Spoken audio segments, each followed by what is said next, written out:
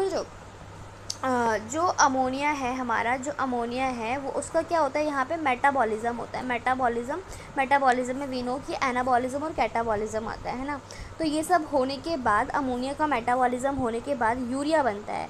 ठीक है, urea in the liver के अंदर कहाँ पे बना यूरिया, लीवर के अंदर बना, और liver of these animals and release into the blood. अब जो ये यूरिया बना ना, अब ये यूरिया जो है वो ब्लड के अंदर क्या हो जाएगा, रिलीज हो जाएगा, release into the blood which is filtered and excreted out by the kidney. अब ये फिल्टर्ड होगा और एक्सक्रीट होगा थ्रू द किडनी के थ्रू। ये यूरिया ब्लड के अंदर चला गया है, अब उसका क्या होगा, किडनी के थ्रू फिल्टर्ड होगा और एक्सक्रीट होगा, यानी कि एक्सक्रीट आउट होगा। ठीक है, some amount of urea may be retained in the kidney. Some amount of urea जो है वो किडनी के अंदर बच भी जाता है, किडनी मैट्रिक्स के अंदर। Some of these animals to maintain a desired osmolality. Urea क्यों बच जाता है, कुछ यूरिया जो है वो किडनी के अंदर बच जाता है ताकि वो ऑस्मोलिटी यानी कि सॉल्ट और आयंस की कंसनट्रेशन को मेंटेन कर सके। Reptiles, birds, land snails and insect excrete nitrogenous waste as a uric acid. यानी कि यूरिक एसिड, हमने बात कर लिया अमोनिया के बारे में, हमने बात कर लिया यूरिया के बारे में, जिसको अमोनोटेलिक कहते हैं, जिसको यूरोटेलिक कहते हैं, राइट। यूरिकोटेलिक किसे कहते हैं, यूरिकोटेलिक वो होते हैं जो यूरिक एसिड रिलीज़ करे। यूरिक एसिड कौन रिलीज़ करता है, रेप्टाइल्स। ये रेप्टाइल्स जो होती है वो टेरेस्ट्रियल होती है मोस्ट ऑफ द, ठीक है। बर्ड्स उड़ती है, राइट। लैंड स्नेल्स, इंसेक्ट, ये सब क्या है, ये यूरिक एसिड रिलीज़ करती है, जिसको कम अमाउंट ऑफ वाटर मिलता है, बहुत कम अमाउंट ऑफ। ये पैलेट के और पेस्ट के फॉर्म में अपना नाइट्रोजनस वेस्ट रिलीज़ करते हैं। वी नो डैट पिजन है ना, पिजन पैलेट निकालती है with minimum loss of water, यानी कि कम अमाउंट ऑफ वाटर का यूज़ करती है, and are called uricotelic animals. Now we move next page.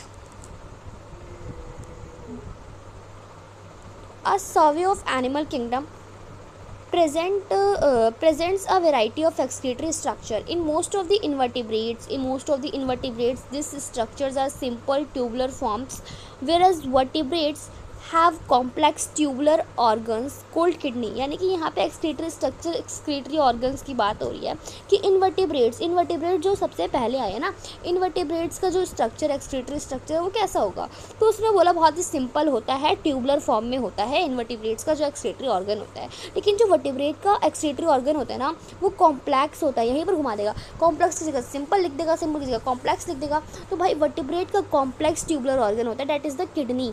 ठीक है, इनवर्टिब्रेट का क्या होता है, सिंपल होता है और ट्यूबुलर फॉर्म में होता है, जबकि वर्टिब्रेट्स का कॉम्प्लेक्स होता है, ट्यूबुलर ऑर्गन होता है, that is the kidney. Some of these structures are mentioned, ध्यान देना, some of this structures are mention here. जैसे प्रोटोनेफ्रीडिया को हम फ्लेम सेल भी बोलते हैं, जो किसके अंदर मिलता है, प्रोटोनेफ्रीडिया और flame cells. The excretory structure in platyhelminthes के अंदर प्रोटोनेफ्रीडिया मिलता है। कैसे याद करें, पी से प्लेटीहेलमिन्थस है ना, और प्रोटोनेफ्रीडिया को ही हम फ्लेम सेल भी बोलते हैं, ये याद रखना पड़ेगा। तो फ्लेम सेल यानी कि प्रोटोनेफ्रीडिया किसके अंदर मिलता है, प्लेटीहेलमिन्थस के अंदर मिलता है। ठीक है, प्लेटीहेलमिन्थस को हम फ्लैटवर्म भी बोलते हैं। देखो, फ्लैट एफ से हमारा फ्लेम सेल हो गया और एफ से फ्लैटवर्म हो गया। वी नो कि मतलब आप जानते हो कि प्लेटीहेलमिन्थस को फ्लैटवर्म भी बोलते हैं। तो पी से प्लेटीहेलमिन्थस, पी से प्रोटोनेफ्रीडिया, फ्लेम सेल से हमारा क्या हो गया, फ्लैटवर्म्स के उसके हो गया। ठीक है, मैच कर लिया। एग्जाम्पल जैसे प्लेनेरिया जो है वो प्लेटीहेलमिन्थस का एग्जाम्पल है। अब ये प्लेनेरिया प्लेटीहेलमिन्थस का एग्जाम्पल, इसका मतलब प्रोटोनेफ्रीडिया इसके अंदर मिलता है। रोटिफर्स वगैरह हो गई, सम एनालीड्स हो गया, द सिफेलोकॉर्डेट्स हो गई। सिफेलोकॉर्डेट के अंदर एग्जाम्पल होते हैं एम्फियोगस। ठीक है, protonephridia are primarily concern with the ionic and fluid volume regulation, यानी कि ऑस्मो रेगुलेशन को प्रोटोनेफ्रीडिया मेंटेन करके रखता है। तो यानी कि बोल रहा है सिंपल प्रोटोनेफ्रीडिया और flame cells are excretory structure in platyhelminthes, rotifers, some annelids, and the cephalochordate and amphiochus. Protonephridia are primarily concerned with the ionic fluid volume and regulation, osmoregulation. Nephridia are, अब ये दूसरा structure है excretory nephridia, are the tubular excretory structure of the earthworm. Nephridia, protonephridia किसके अंदर मिलता है, प्लेटीहेलमिन्थस। Nephridia किसके अंदर मिलता है, अर्थ फॉर्म में। अर्थ फॉर्म किसके अंदर है, एनालीड में। एनालीड की अर्थ फॉर्म का फाइलम कौन है? अर्थवर्म का फाइलम है, अर्थवर्म का फाइलम कौन है? एनालिडा है। अर्थवर्म का फाइलम है एनालिडा। और एनालिडा के अंदर क्या मिलता है? एनालिडा के अंदर मिलता है nephridia. Nephridia found in annelids, ठीक है, अर्थवर्म का पार्ट है, ठीक है। तो अदर एनालिड्स के अंदर भी नेफ्रीडिया मिलता है। प्रोटोनेफ्रीडिया किस अंदर मिलता है? प्लेटीहेलमिन्थेस प्लेनेरिया के अंदर मिलता है, ठीक है। प्रोटोनेफ्रीडिया को हम क्या बोलते हैं? फ्लेम सेल भी बोलते हैं ना। बार बार ऐसे रिवाइज करते हैं तो याद हो जाता है। नेफ्रीडिया हेल्प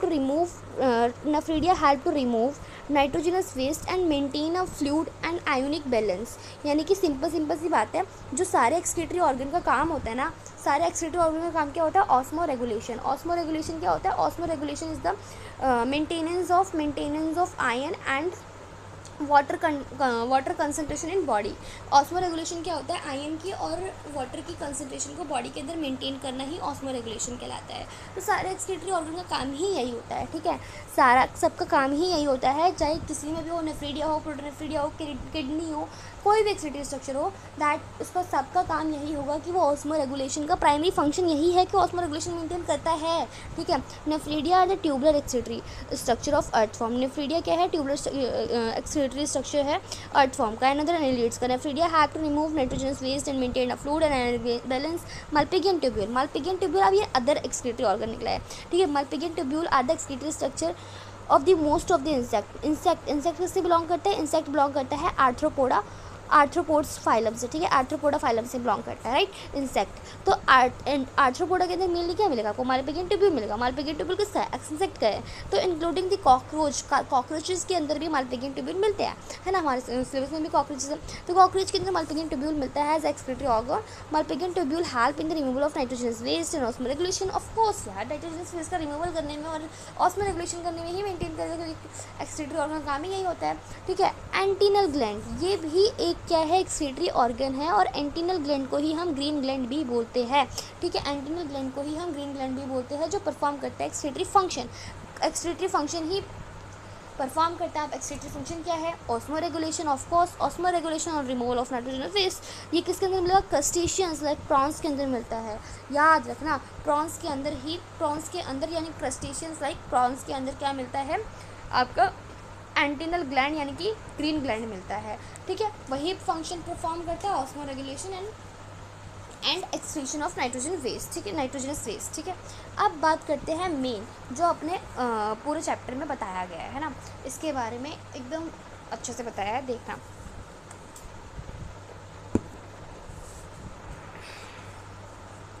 ये है हमारी kidney. Human excretory system. In humans the excretory system consist of a pair of kidney. We know कि जो हमारा यहाँ पे हमें यहाँ मतलब ये जो इस डायग्राम से ही पता लगा लेंगे हम कि किडनी है, किडनी पेयर में है, राइट, पेयर में है, किडनी पेयर में है, यूरेटर पेयर में है, यूराइनल ब्लैडर एक है, यहाँ पे लिख देते हैं, दो लिख देते हैं, यहाँ पे किडनी भी दो है, यूराइनरी ब्लैडर एक है, यूरेथ्रा एक है ना, यूरेथ्रा एक है। तो बस यही लाइन जो है वो पैराग्राफ में आपको लिखी हुई है। पैराग्राफ में क्या लिखा हुआ है पढ़ के बताते हैं। In humans, the excretory system consists of a pair of kidney, one pair of ureter, a urinary bladder and urethra. Kidney are reddish brown. Kidney जो है वो reddish brown कलर की होती है। कई बार कलर भी पूछा जाता है। reddish brown कलर की होती है। bean shaped structure होता है situated between the level of thoracical. Yes, this is very important line. Last thoracic कौन सा होता है? last thoracic third lumbar vertebra close to the dorsal inner wall of the abdominal cavity. तो इसमें क्या है? थोरेसिक, लास्ट थोरेसिक कौन सा होता है? यहाँ पे देखेंगे, last thoracic is the T12, है ना, T12 भी लिख सकते हैं, लास्ट थोरेसिक वर्टिब्रा भी लिख सकते हैं। T12 to L3 तक जो है हमारा किडनी का वो होता है, मतलब वहाँ तक सिचुएटेड होता है, right. Kidney are reddish brown bean shaped structure situated between the level of the last thoracic यानी कि T12 and third lumbar vertebra close to the dorsal की तरफ क्लोज होती है, यानी कि पीछे होती है, इनर वॉल से अटैच्ड होती है, inner wall of abdominal cavity से अटैच्ड होती है, अंदर की तरफ होती है, डोर्सल साइड पीछे की तरफ होती है, डोर्सल जहाँ हमारा सनलाइट करता है ना, फोकस करता है। तो dorsals inner wall of the abdominal cavity, this line is very very important guys, ठीक है। तो इसको क्या पता है, ये स्टेटमेंट वाइज ही हमारे पास इस बार आ जाए रीनेट में। The last thoracic and the third lumbar vertebra close to the dorsal inner wall of the abdominal cavity, each kidney of an adult human measures. अच्छा, ये भी आ जाता है कई कई बार। तो जैसे यहाँ पे 10 टू यहाँ पे हमें वो दे रखा है कि किडनी का क्या है, एडल्ट वुमेन का मेजर क्या है, मेजरमेंट। जैसे लेंथ है, लेंथ जो है किडनी की वो क्या होगी, किडनी की लेंथ है अप्रॉक्सीमेटली 10 टू 12 सेंटीमीटर, ठीक है, 10 टू 12 सेंटीमीटर। और वेट इसकी कितनी होगी, वेट होगी इसकी 5 टू 7 सेंटीमीटर, ठीक है। नाउ 2 से लेके 3 सेंटीमीटर इसकी थिकनेस होगी, 2 to 3 centimetre in thickness with an average weight 120 gram to 170 gram. इसका किडनी का क्या हो सकता है, 170 ग्राम इसका क्या हो सकता है, वेट हो सकता है। तो मेरे साथ एक बार रिपीट कर लेना। Length of the kidney is 10 to 12 centimetre, weight is 5 to 7 centimetre, thickness is 2 to 3 centimetre and the weight of this 120 gram to 170 gram, ठीक है। Towards the centre of the inner concave surface. अच्छा, यहाँ पे एक और बात मैं दिखाती हूँ कनकेव सरफेस तुम्हें। तो देखो यहाँ पे क्या लिखा है, फटाफट इसलिए हो रहा है भाई क्योंकि जल्दी करना है मेरे को। ये हो गया हाँ। Toward the centre of the inner concave surface of the kidney is a नोच प्रेजेंट है। नोच को ही मतलब कनकेव सरफेस, कनकेव तो जानते ही हैं हम, तो कनकेव जो कुछ केव जैसा बनाओ, गुफा टाइप का बनाओ ना, तो ये देखो ये क्या है, गुफा ही टाइप का तो है। यहाँ पे क्या है, ये इनवर्ट की तरफ कनकेव शेप ही तो है, ये हमारा कनकेव ही तो है, ठीक है। तो this is known as concave. दिखाते हैं आपको कनकेव सरफेस। ये जो नोच दिख रहा है ना,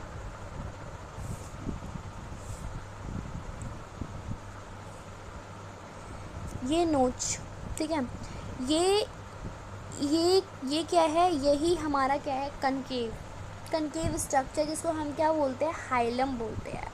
यही सी हाइलम ही बोलते हैं ना, हाँ हाइलम ही बोलते हैं। और हाइलम से ही, हाइलम के थ्रू ही क्या निकल रहा है, ये निकल रहा है आपका यूरेटर निकल रहा है, ब्लड वेसल्स वगैरह निकल रही है।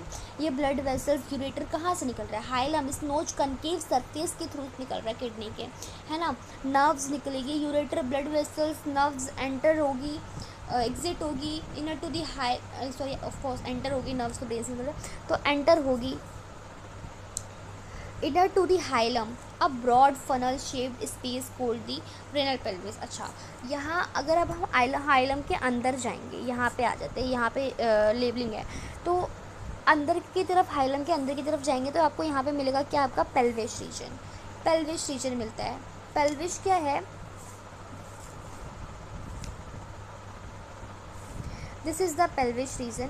पेल्विस जो है वो ब्रॉड फनल शेप का है। आपको एक एक वर्ड, एक एक स्टेटमेंट पढ़ना होगा ना, ब्रॉड फनल शेप का, broad funnel shape that is known as renal pelvis, inner to the hilum present है with projection called calyces present है, प्रोजेक्शन के साथ प्रेजेंट है, ठीक है। ब्रेनल पेल्विस के अंदर कैलिसिस प्रेजेंट है, समझ रहे हो, कैलिसिस प्रेजेंट है। The outer layer of kidney is a tough capsule, जो आउटर लेयर है ना किडनी की, वो टफ कैप्सूल से क्या है, कवर्ड है। Inside the kidney there are 2 zones, ठीक है। आउटर लेयर जो है वो भाई क्या है, बोल रहा है आउटर लेयर जो है किडनी की वो टफ कैप्सूल से कवर्ड है। इनसाइड जो अंदर है ना किडनी के अंदर, उसके अंदर 2 जोन्स में बांटे गए हैं। अच्छा, तो किडनी के यानी कि किडनी को 2 जोन्स में बांटा गया, ऑफ कोर्स ओके। किडनी को जब 2 जोन्स में बांटा गया है तो वी नो डैट कि हर बार तो ऐसे ही बांटते हैं कि जो आउटर वाला होता है वो कॉर्टेक्स होता है और इनर वाला जो होता है वो मेडुला होता है। मान लो ये आपका कॉर्टेक्स रीजन है क्योंकि ये क्या है, आउटर रीजन है, और ये जो है आपका मेडुला है। तो ये हो गया कॉर्टेक्स जो कि आउटर है, और ये हो गया आपका मेडुला जो इनर है, ठीक है। Outer cortex and inner medulla, the medulla is divided into few conical masses. जो मेडुला होता है, मेडुला ये फ्यू कॉनिकल मासेस है, जिसको मेडुलरी पिरामिड कहते हैं। ये फ्यू कॉनिकल मासेस में डिवाइडेड है, ठीक है। The medulla is divided into few conical masses known as medullary pyramids projecting into the calyces. ये कैलिसिस के अंदर प्रोजेक्ट होते हैं, of course calyces is the plural word, singular word क्या है, कैलिक्स है, कैलिक्स, ठीक है। The cortex extend in between the, cortex extend in between the medullary pyramids. जो कॉर्टेक्स है वो एक्सटेंड है कहाँ पे, मेडुलरी पिरामिड्स के बीच में, as a renal column known as column of Bertini. आपको मैं कॉलम ऑफ बर्टिनी का पोजीशन दिखाते हैं आपको। ये देखो, ये जो मेडुलरी पिरामिड है यहाँ पे हमें ये रहा, ये मेडुलर रीजन है, ये वाला मेडुलर रीजन है ना। तो मेडुलर रीजन में इसको थोड़ा और जूम करते हैं,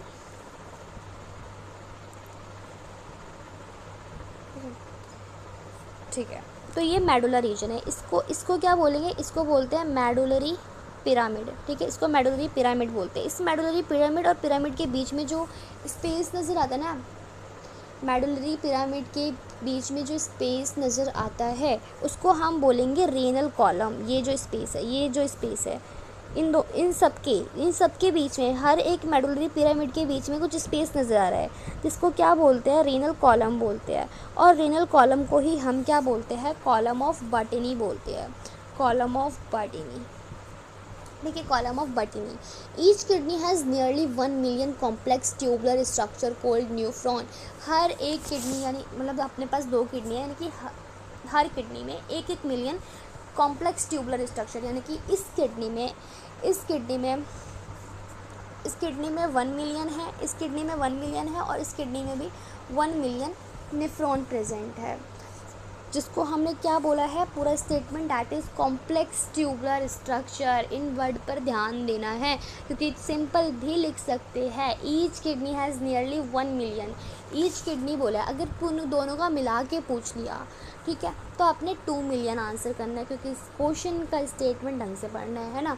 ईच किडनी पूछा तो 1 मिलियन, दोनों का मिला के पूछा तो 2 मिलियन, ठीक है। where are the functional unit which are the functional unit, जो किडनी का फंक्शनल यूनिट क्या है, that is the nephron. Nephron के ही अंदर तो भाई अच्छा फिल्टर होता है, वहीं पर तो सारा काम होता है, ठीक है। Each nephron has 2 parts, her nephron के पास 2 पार्ट होता है। यस, सही बात है, बिल्कुल सही बात है। मैं नेफ्रॉन की फ़ोटो दिखाती हूँ, ये रहा, वैसे देख भी रखा है, रीनीड है भाई, पहले तो पढ़ा ही है ना ऑफकोर्स, तो रीनीड है। तो ये है नेफ्रॉन। तो हर नेफ्रॉन के पास क्या होता है, 2 पार्ट होता है। तो 2 पार्ट क्या है, glomerulus and the renal tubule. Glomerulus part होता है, ये हमारा ग्लोमेरुलस एक पार्ट हो गया, और ये पूरा हमारा रेनल ट्यूब्यूल के अंदर आ जाता है, ये पूरा हमारा रेनल ट्यूब्यूल के अंदर आ जाता है। ग्लोमेरुलस तो लिखा हुआ ही है। तो ये रहा glomerulus, first part of the nephron, and second part of the nephron is the renal tubule, ठीक है। इसी रेनल ट्यूब्यूल के अंदर हमारा PCT, DCT, लूप ऑफ हेलनिक आ जाता है। कलेक्टिंग डक्ट किसी एक नेफ्रॉन का पार्ट नहीं है, बहुत सारे नेफ्रॉन एक कलेक्टिंग डक्ट से जॉइंट होते हैं, है ना। Each kidney has nearly 1 million complex tubular structure called nephron, which are functional unit. Each nephron has 2 parts, the glomerulus and the renal tubule. Glomerulus is the tuft of अच्छा, glomerulus की बात करते हैं तो ग्लोमेरुलस क्या है, ये tuft of capillary है। क्या है, टफ्ट ऑफ, गुच्छा है, गुच्छा, टफ्ट ऑफ कैपिलरी, यानी कि कैपिलरी मिलकर ग्लोमेरुलस बना दिया और हमें पता नहीं चला, मतलब समझ रहे हो ना, ठीक है। Glomerulus is the tuft of the capillary found by the afferent arteriole. Afferent मतलब क्या होता है भाई, जो एंटर कर रहा है, समझ रहे हो। एफरेंट मतलब जो एंटर कर रहा है, afferent arteriole, a fine branch of renal artery. Afferent arteriole क्या है, एफरेंट आर्टरियोल ये है हमारा। एफरेंट आर्टरियोल क्या है, ये फाइन ब्रांच है, फाइन ब्रांच है किसका, रेनल आर्टरी का। रेनल आर्टरी का क्या है, ये फाइन ब्रांच है, रेनल एफरेंट आर्टरियोल, जो कि आएगा ग्लोमेरुलस से होकर जाएगा और इफरेंट आर्टरियोल बनाता है, जो एग्जिट पॉइंट होता है, right. Afferent arteriole is the enter point. Afferent arteriole आएगा, यहाँ पे बहुत सारा गोल गोल घुमाएगा और फिर यहीं से इफरेंट आर्टरियोल को रिलीज आउट कर देगा, मतलब बाहर की तरफ। फिर fine branch of renal tubule, blood from the glomerulus is carried away by an efferent arteriole. Blood जो ग्लोमेरुलस से ब्लड दूर जाता है, वो ले जाने का काम कौन करता है, इफरेंट आर्टरियोल करता है। पास कौन लेके आता है ब्लड को, एफरेंट आर्टरियोल लेकर आता है। फिल्टर करने के लिए ब्लड को नेफ्रॉन तक पहुंचना पड़ेगा ना, तो कौन लेके आएगा, एफरेंट लेकर आएगा। फिल्टर हो जाने को कह सकते हैं।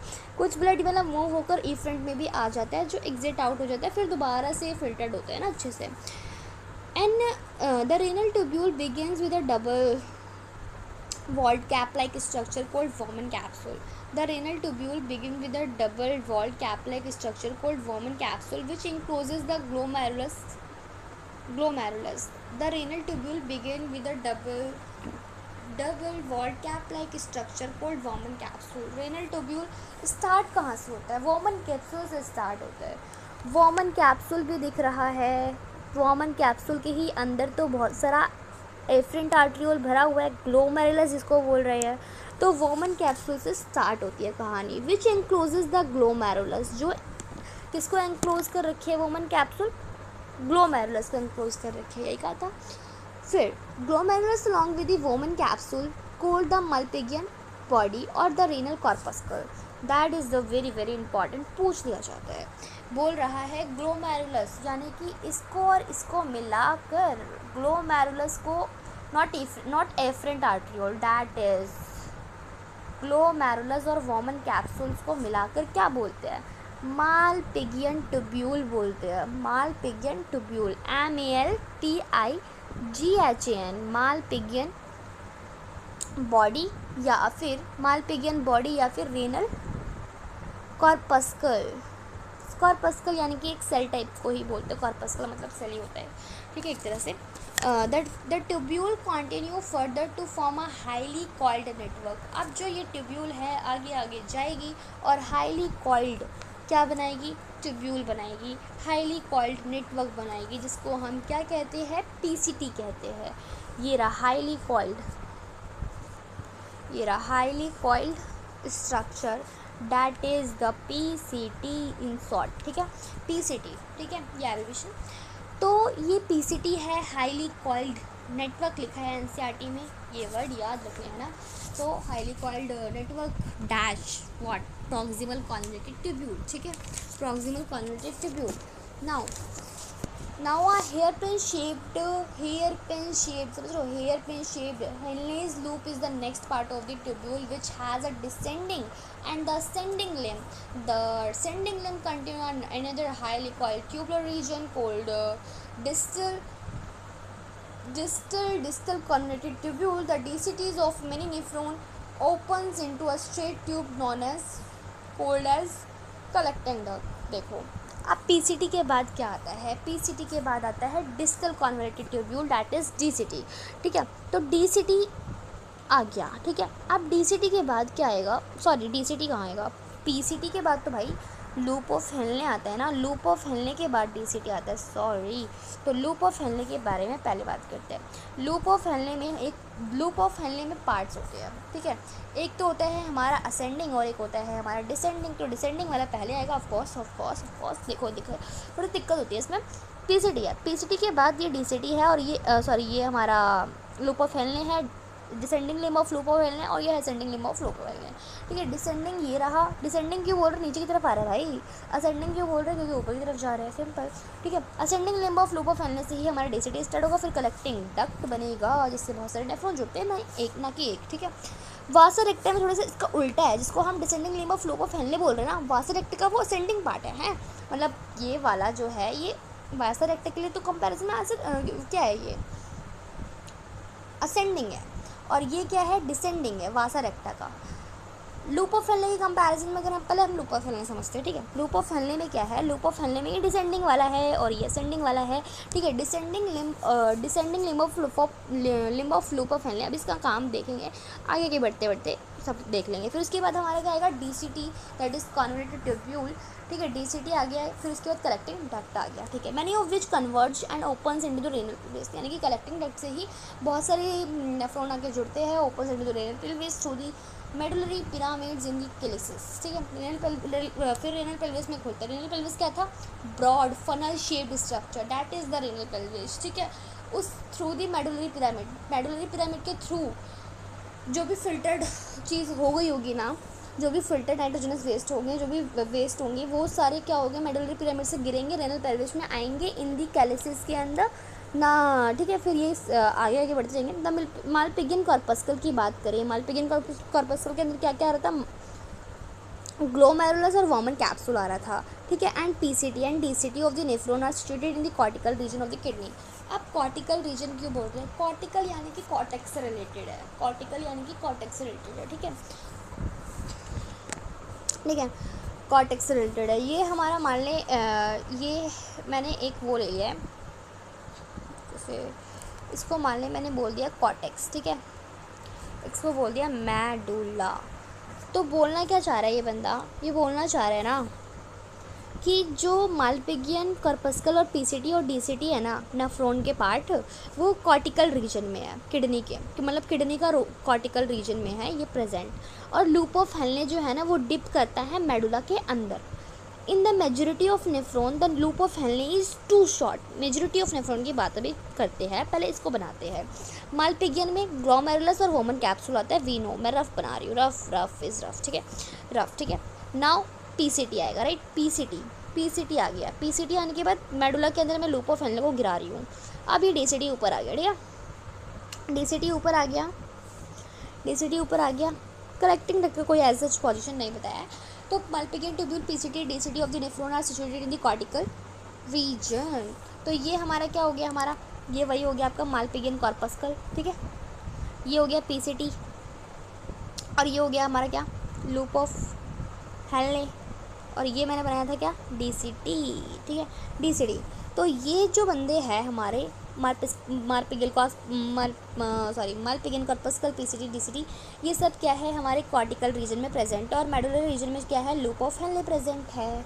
लूप ऑफ हेनले प्रेजेंट है किसके अंदर, मेडुलरी रीजन में, ठीक है, डिप है उसके अंदर। In the majority of nephron की बात करें कि मेजोरिटी ऑफ नेफ्रॉन के अंदर लूप ऑफ हेनले का क्या हालत होती है।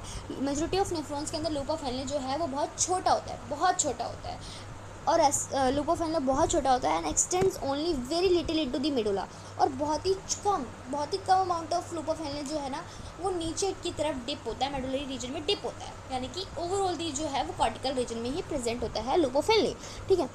अब the such nephron are called cortical nephrons, यानी कि जिसका लूप ऑफ हेनले ज़्यादातर कहाँ पे प्रेजेंट है, कॉर्टेक्स रीजन में प्रेजेंट है, कॉर्टिकल रीजन में प्रेजेंट है, यानी कि कह लो लूप ऑफ हेनले बहुत छोटा है, बहुत छोटा होने की वजह से वो मेडुला रीजन में पहुंच नहीं पा रहा है मेडुला रीजन में। तो वो ऑफकोर्स ऑब्वियसली कि वो कॉर्टिकल रीजन में प्रेजेंट होगा। तो ऐसे नेफ्रॉन को बोलते हैं कॉर्टिकल नेफ्रॉन। ऐसे याद करने का तरीका बता रही हूँ कि जो बंदे जिसका loop of Henle too short, क्योंकि ये कॉर्टिकल नेफ्रॉन नाम क्यों रखा है, किस बेसिस पे रखा है भाई, बाकी सारी तो चीज़ें तो ऊपर है ही ना, Malpighian tubule, Malpighian corpuscle, PCT, DCT, ये सब जो है वो ऊपर है ही। हमें तो बात करनी है लूप ऑफ हेनले की। लूप ऑफ हेनले छोटा भी हो सकता है, बड़ा भी हो सकता है, टू शॉर्ट भी हो सकता है ना, और बड़ा भी हो सकता है। टू शॉर्ट होगा तो कॉर्टिकल नेफ्रॉन, क्योंकि टू शॉर्ट होने की वजह से क्या होगा, वो मेडुलरी रीजन में नहीं पहुंच पाएगा, क्योंकि हमें पता है जो कॉर्टेक्स वाला पार्ट है वो ऊपर है और मेडुला वाला नीचे है। मेडुला वाला नीचे होने की वजह से अब लूप ऑफ हेनले आप कह रहे हो कि छोटा है, ज़्यादातर का नेफ्रॉन का लूप ऑफ हेनले छोटा है, तो जिसकी वजह से छोटा होने की वजह से वो मेडुलर रीजन में नहीं पहुँच पाएगा। इसका मतलब वो कॉर्टिकल रीजन यानी कॉर्टेक्स रीजन में होगा, कॉर्टेक्स रीजन में होगा, तो it means that is the cortical nephrons.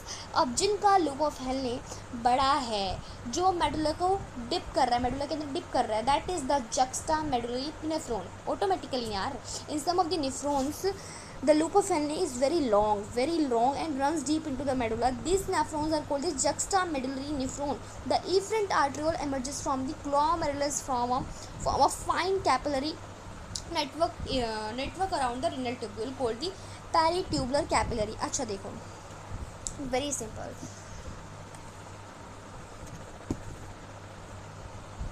ये क्या है, ये है हमारा एफरेंट आर्ट्रियोल, ठीक है, एफरेंट आर्ट्रियोल है। एफरेंट आर्ट्रियोल क्या करेगा, ये बंदा सबको जाके कवर करेगा, सारे पार्ट को, पीसीटी को, डीसीटी को, लूप ऑफ हेनले को, सबको कवर करेगा एफरेंट आर्ट्रियोल, ठीक है। ये बोल रहा है कि efferent arteriole emerging from the glomerulus emerge होगा फ्रॉम अ फाइन कैपिलरी यानी कि पतली सी, छोटी सी, ठीक है, fine capillary network around the renal tubule के थ्रू पास करवा देगा। उसको क्या बोल देंगे, नाम दे दिया हमने यहाँ पे क्या, पेरीट्यूबुलर कैपिलरी। ये जो हमारा रेड वाला जो दिख रहा है ना, रेड वाला, दैट इज़ द पेरीट्यूबुलर। अच्छा, यहाँ पे हमारा लूप ऑफ हेनले, इसके लिए तो कुछ स्पेशल नाम रखा गया है भाई। ये जो कवर कर रहा है ना, that is the peritubular capillary, ठीक है, पेरीट्यूबुलर कैपिलरी। अब a minute vessel of network runs parallel to the Henle's loops forming a U shaped vasa recta. Vasa recta is absent और highly reduced in cortical nephron. Of course भाई loop of Henle ही too short है, तो कैसे दिखेगा वासा रेक्टा, है ना। तो वासा रेक्टा किसको नाम दिया, पेरीट्यूबुलर कैपिलरी को ही नाम दिया है, बस नाम चेंज कर दिया है। क्यों करा है, क्योंकि वो लूप ऑफ हेनले के क्या है, पैरेलल रन कर रहा है और यू शेप्ड स्ट्रक्चर बना रहा है, hairpin like structure, that is loop of Henle, है ना। लूप ऑफ हेनले के क्या हो रहा है, पैरेलली वासा रेक्टा क्या कर रहा है, वासा रेक्टा क्या कर रहा है, पैरेलली मूव कर रहा है और नेटवर्क को runs parallel to the Henle's loops forming a U shaped vasa recta. Vasa recta absent होता है किसके अंदर, कॉर्टिकल नेफ्रॉन के अंदर एब्सेंट होता है। क्यों, सिंपल सी बात है, समझ ही गई होगी कॉर्टिकल नेफ्रॉन क्यों एब्सेंट हो रहा है। अरे यार कहाँ चला गया,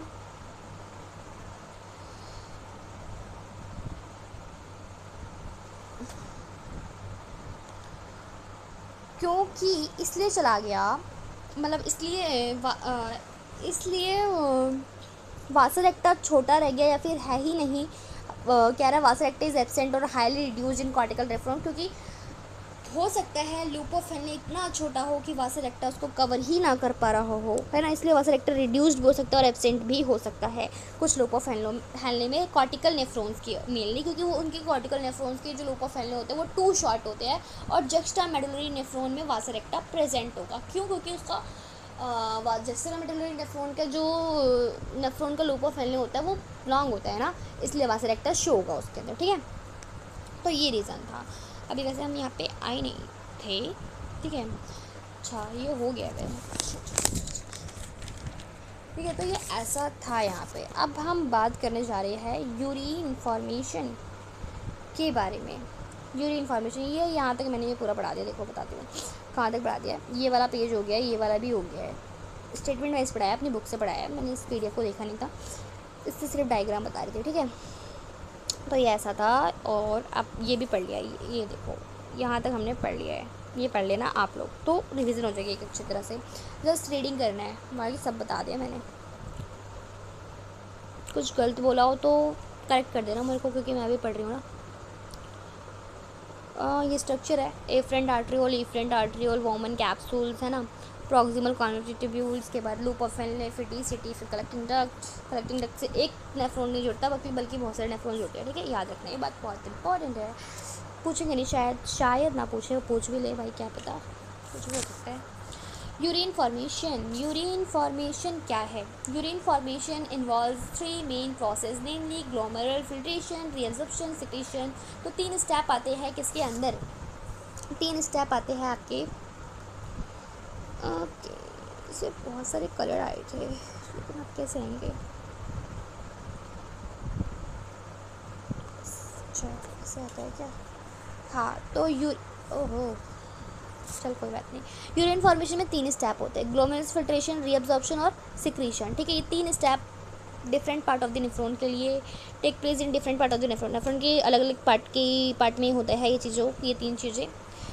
the first step is the urine formation is the filtration of blood, यानी कि फर्स्ट स्टेप जो है यूरिन फॉर्मेशन का वो है फिल्ट्रेशन करना, ब्लड का फिल्ट्रेशन, यानी कि glomerular filtration is the first step of the urine formation which is carried out by glomerulus and is called the glomerular filtration। glomerulus filtration क्यों नाम रखा, क्योंकि glomerulus ही फिल्टर्ड करेगा। और एन एवरेज 1100 to 1200 ml। अच्छा ये जो डिजिट वाले डाटा है ना, इसको याद करना है भाई, क्योंकि ये तो शायद आ जाए, मतलब आएगा ही, ऑफ कोर्स आएगा, मे बी सो, है ना, कुछ भी हो सकता है, लेकिन याद कर लेते हैं, इसको इम्पॉर्टेंट लगता है देखने में, पता नहीं क्यों। तो ये 1100 to 1200 ml of blood is filtered by the kidney per minute, which constitute रफली 1/5 of the blood pumped out by each ventricle of the heart in a minute, ठीक है। तो ये लाइन इंपॉर्टेंट है, एज इट इज़ याद कर लो।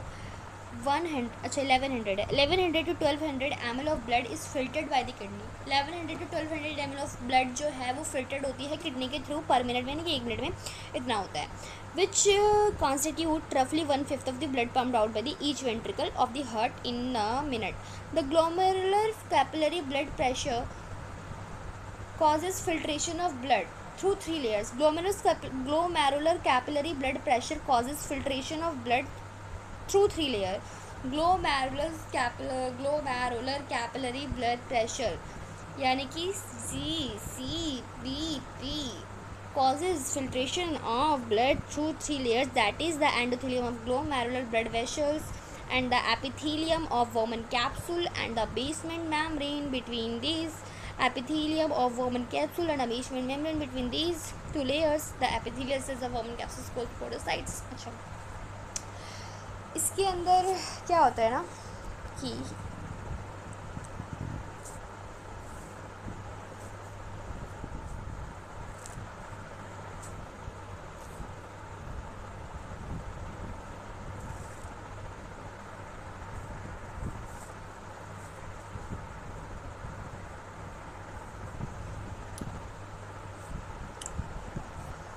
जो ये वॉमन कैप्सूल होता है ना, इसके अंदर की तरफ पोडोसाइट सेल्स होती है, ठीक है, इससे फिल्टर्ड होता है। बाहर की तरफ इसकी epithelial cell of Bowman capsule होती है, कोल्ड पोडोसाइट अंदर की तरफ होती है, अरेंज्ड इन इंट्रिकेट मैनर में अरेंज्ड होती है, so as to leave some minute spaces called filtration slit और स्लिट पोर्स भी बोलते हैं, क्योंकि इनके बीच में गैप होता है, इंट्रिकेट मैनर में होता है ये, तो माइन्यूट स्पेसिस प्रेजेंट होते हैं, तो फिल्ट्रेशन में हेल्प करती है। Endothelium of glomerular blood vessel, जो ग्लोमेरुलर ब्लड वेसल्स होती है उसकी एंडोथेलियम, और वॉमन कैप्सूल की एपिथेलियम और बेसमेंट मेम्ब्रेन, ये तीनों लेयर मिलकर क्या करती है, फिल्ट्रेशन में हेल्प करती है, ठीक है। वॉमन के basement membrane between this 2 layers, basement membrane epithelial cell of Bowman capsule के बीच में प्रेजेंट होगा, जिसको पोडोसाइट बोलते हैं, ये अरेंज होता है इंट्रिकेट मैनर में, और so as to leave some minute spaces called filtration slit or slit pores. Blood is filtered so finally through these membranes, finally membrane के थ्रू क्या हो जाता है, ब्लड अच्छे से फिल्टर्ड हो जाता है। Blood almost all constituent of the plasma except the protein, यानी कि प्रोटीन को छोड़ के सारे कॉन्स्टिट्यूट प्लाज्मा के जो है वो फिल्टर्ड होते हैं।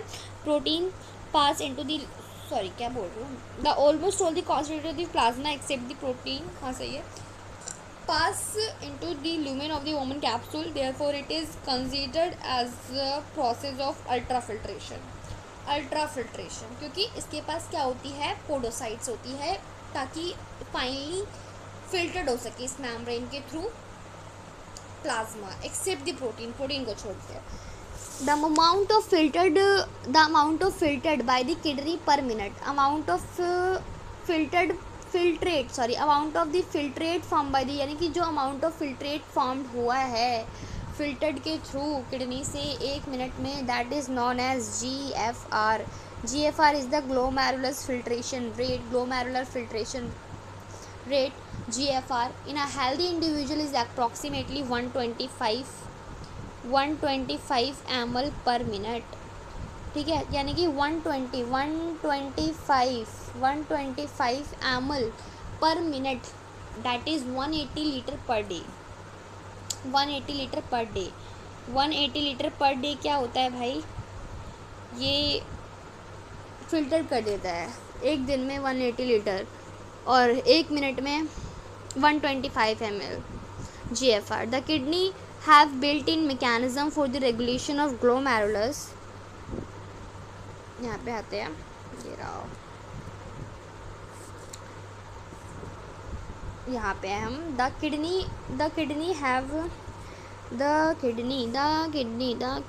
have built-in mechanism of regulation of glomerular filtration rate. One such efficient mechanism is carried out by juxtaglomerular apparatus. JGA is a special sensitive region formed by cellular modification in the distal convoluted tubule DCT, and the afferent arteriole. Distal convoluted tubule और afferent arteriole के through बना है, क्योंकि distal इसका भी मतलब बहुत ज़्यादा ही कंडेंस फॉर्म में होगा ना, नेटवर्क फॉर्म में होगा, और एफरेंट आर्ट्रियोल के साथ मिलकर क्या बनाता है ये JGS सेल्स बनाता है। JGS special sensitive region formed by the cellular modification in the distal convoluted tubule and the afferent arteriole at the location of their contact a fall in GFR can activate the JG cells। अगर GFR यानी कि GFR का normal क्या है, GFR का normal जो है हमारा filtration rate, that is the 125 ml पर मिनट, है ना, पर मिनट है। अब इससे कम हो गया ना GFR, अगर फॉल कर गया GFR अगर कम हो गया तो जो JG सेल्स जो होंगी ना, JG सेल्स जो है वो क्या हो जाएगी, एक्टिवेट हो जाएगी to release renin. JG cells फिर रिलीज़ क्या करती है, रेनिन रिलीज़ करती है, रेनिन रिलीज़ करती है। JG सेल्स क्या करेगी, रेनिन रिलीज़ करेगी। मूव कैसे होता है, पूरा ही रफ हो जाता है। तो इसमें क्या हुआ, GFR क्या कर गई, फॉल कर गई, यानी कि फॉल करने पर क्या हुआ, JG सेल्स जो है वो एक्टिवेट हो गई। JG सेल्स एक्टिवेट होकर क्या करेगी, रेनिन रिलीज़ करेगी। अब ध्यान से देखना, रेनिन रिलीज़ हो गई which can stimulate the glomerular blood flow and thereby the द GFR बैक टू नॉर्मल। अब renin release renin which can stimulate the glomerular blood flow, फिर ग्लोमेरुलर ब्लड फ्लो को क्या करेगी, ये स्टिमुलेट करेगी और GFR जो है फिर दोबारा से नॉर्मल हो जाएगा। ठीक है, a comparison of the volume of the filtrate form per day 180 litre per day with that of the released with that of the urine released daily liter 1.5 liter suggests that nearly 99% of the filtrate has to be reabsorbed by the renal tubule, suggests that nearly 99% of the filtrate has to be reabsorbed by the renal tubule। 99% of the filtrate जो है वो reabsorb होता है renal tubule के through. This process is called reabsorption, यानी कि दोबारा से रीअब्जॉर्प्शन होना 99% ऑफ द फिल्ट्रेट का दोबारा से चेक करके उसको रीअब्जॉर्ब करना, that is the reabsorption, that is the second step of the urine formation, reabsorption. ठीक है, that is the reabsorption. The tubular epithelial cells in different segment of nephron perform the either by active और passive mechanism. जो tubular epithelial cells है different segment of nephron में, वो perform होती है या फिर एक्टिव मैकेनिज्म से या फिर पैसिव मैकेनिज्म से। For example substance like glucose हो गया, अमीनो एसिड हो गया, सोडियम हो गया, in the filtrate are reabsorb actively यानी कि एनर्जी देनी पड़ी है, ATP देनी पड़ी है इनको रीअब्जॉर्ब करने के लिए actively, whereas the nitrogenous waste are absorbed by the passive transport। और नाइट्रोजनस वेस्ट को हम पैसिव ट्रांसपोर्ट के थ्रू एब्जॉर्ब करते हैं। समझो भाई, ये इंपॉर्टेंट बात है और ये क्वेश्चन तो आ भी रखा है। कौन से सब्सटेंस जो है वो एक्टिवली एब्जॉर्ब्ड हुए हैं, दैट इज़ याद करना मेरे साथ, ठीक है, दैट इज़ एक्टिवली जो सब्सटेंस एब्जॉर्ब्ड हुए हैं वो है कौन से, ग्लूकोज। पहला क्या हो गया, ग्लूकोज। 3 है, ग्लूकोज एक्टिवली एब्जॉर्ब्ड होता है, ग्लूकोज हो गया, और अमीनो एसिड हो गया, अमीनो एसिड भी एक्टिवली एब्जॉर्ब्ड होता है। सोडियम Na+, ये भी क्या हो गया हमारा, एक्टिवली एब्जॉर्ब्ड होता है, यानी कि रीअब्जॉर्प्शन होती है इनकी दोबारा से। ठीक है, तो for example substance like glucose, amino acid, sodium in the filtrate are reabsorbed actively, whereas the nitrogenous waste जो नाइट्रोजिनस वेस्ट होते हैं, ये वाले जो बंदे होते हैं नाइट्रोजिनस वेस्ट जो है वो पैसिवली क्या होते हैं, एब्जॉर्ब्ड होते हैं, रीअब्जॉर्ब्ड होते हैं। ठीक है,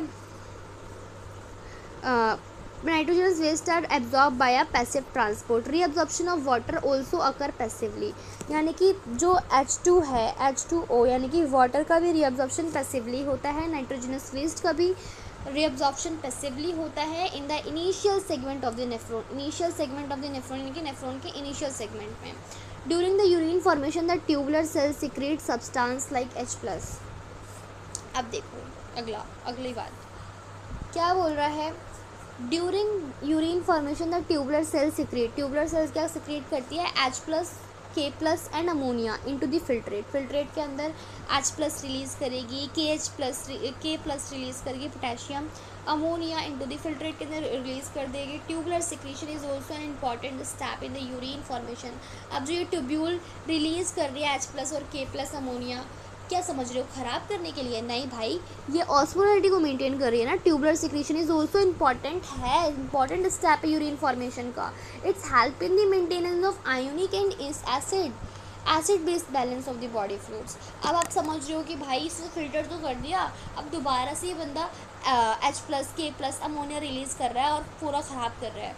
नहीं, इसको क्या काम है, मैंने बताया पहले ही, ऑस्मोलरिटी को मेंटेन करना है, सॉल्ट आयन की कंसंट्रेशन, वाटर की कंसंट्रेशन को मेंटेन करना है।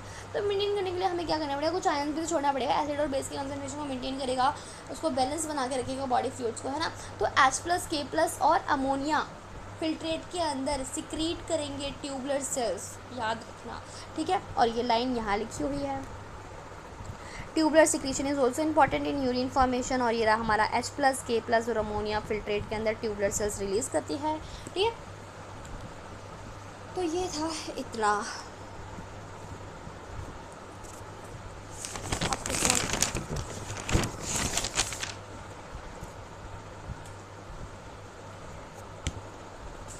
ठीक है, अब फंक्शन ऑफ द ट्यूब्यूल के बारे में बात करते हैं।